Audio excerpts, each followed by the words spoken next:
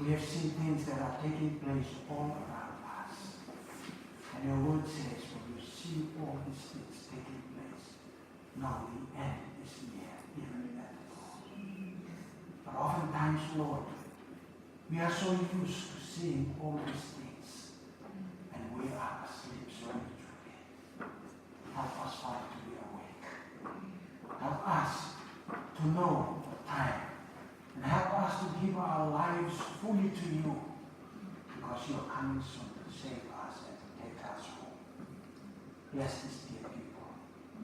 Lord, you have brought them here to England for a purpose. Lord, only to form the security force in protecting the government and the whole of the nations. But also, you have brought them here to share your message to those that they come in contact with. Lord, there are many people that need to be saved. Help us, Father, that we will share this gospel to them, so that they will learn of you and know you and give their lives to you, that they too might be ready on that day. Bless us as we go from this house, and may your peace and your blessing go with us, to continue to protect us and lead us in this day and age. Keep us true and faithful to you until the day when you will come.